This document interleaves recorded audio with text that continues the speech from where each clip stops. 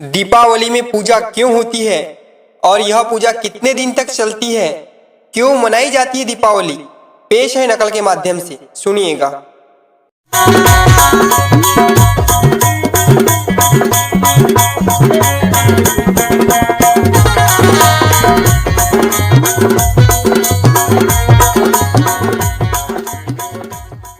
और राजा बलि के कहने पर और वामन प्रभु ने दिया वरदान।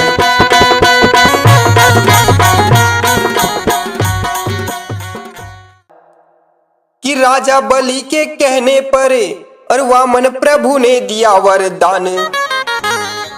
बात मैं कहूँ खुशहाली में, बात मैं कहूँ खुशहाली में, और 3 दिन तक इस धरती पर रहे तुम्हारा राज। की पूजा होगी दिवाली में, की पूजा होगी दिवाली में, की पूजा होगी दिवाली में।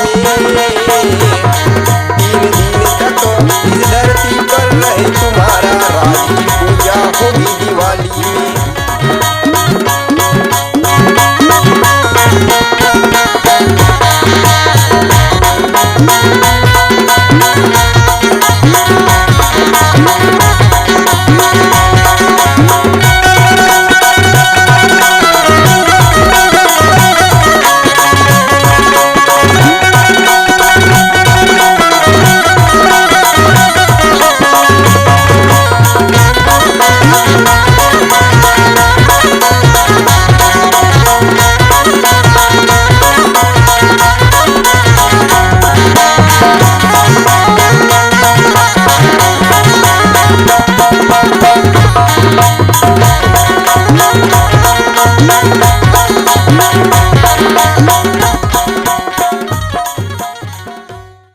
कि एक समय भगवान वामन राजा बलि के घर आए, और राजा बलि को वामन जी ने एक वचन है कह दिए कि 3 पग भूमि प्रभु को होना कि सिद्ध हो जाए काज।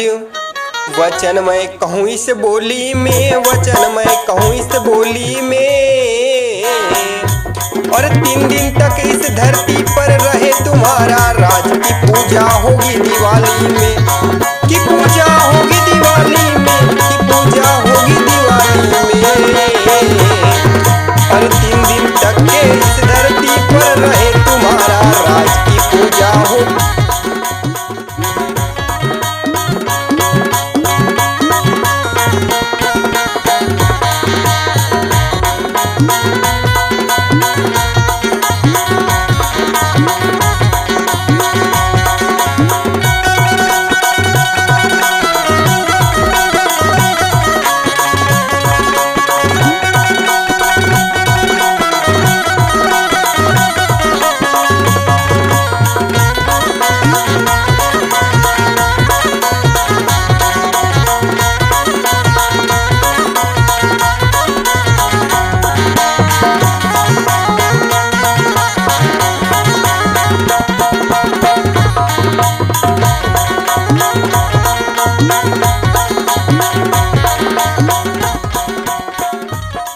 तब भगवान वामन जी ने 3 दिन में 3 पग भूमि नाप लिया, और उसी समय राजा बलि ने भगवान से वरदान मांग लिया कि 3 दिन तक के इस धरती पर और चले हमारा राज।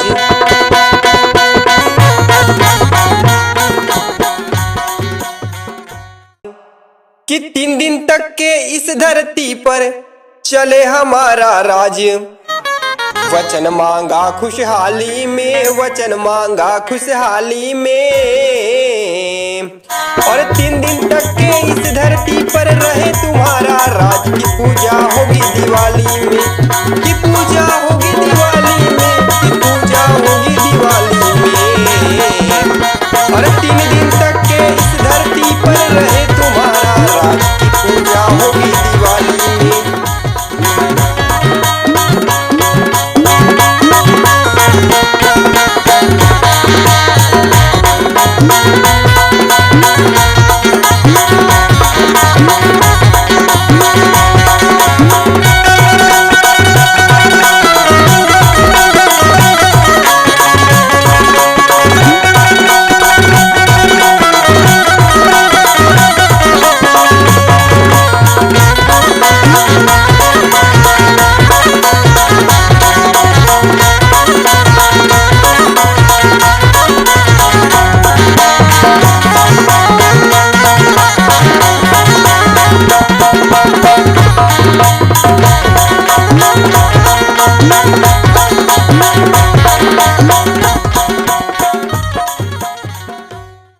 तब भगवान वामन जी ने राजा बलि से यूं ही मांग लिया और चतुर्दशी से लेकर के उन्हें 3 दिन का राज है दिया कि राजा बलि के राज में देखो और खुशियों की बौछार।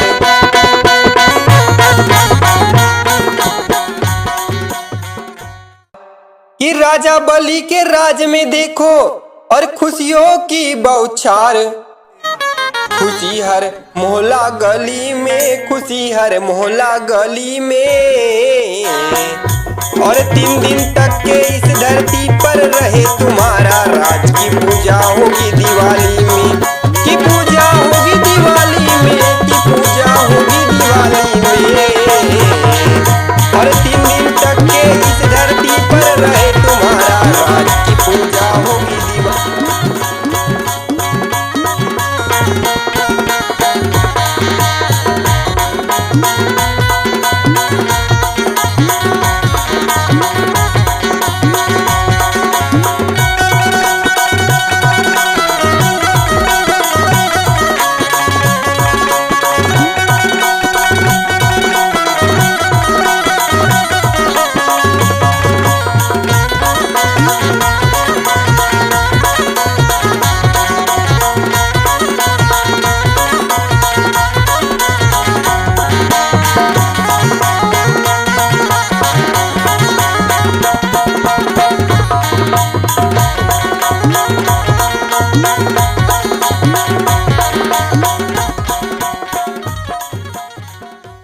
कि नगर द्वार और गांव घरों में खुशियों के दिए जल गए और दास कटरे ने महफिल में गाकर सुनाए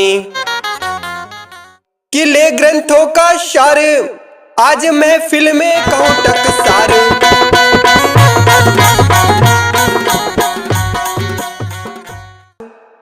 कि ले ग्रंथों का सार आज महफिल में कहूं टकसार।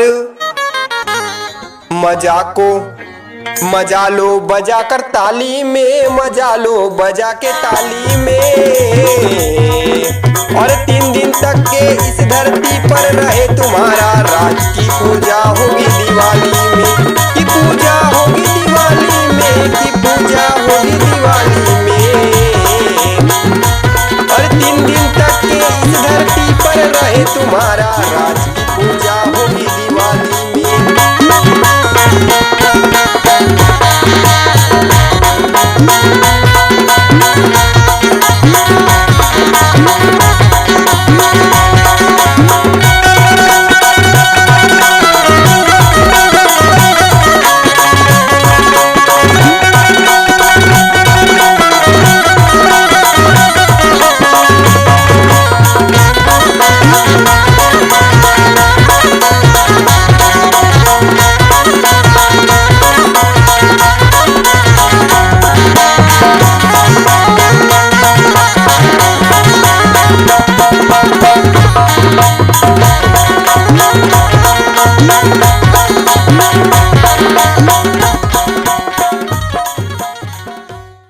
कि ले ग्रंथों का सार आज महफिल में कहूं टकसार। मजा लो बजा के ताली में, मजा लो बजा कर ताली में। और 3 दिन तक के इस धरती पर रहे तुम्हारा राज की पूजा होगी दिवाली में, की पूजा होगी दिवाली में, की पूजा होगी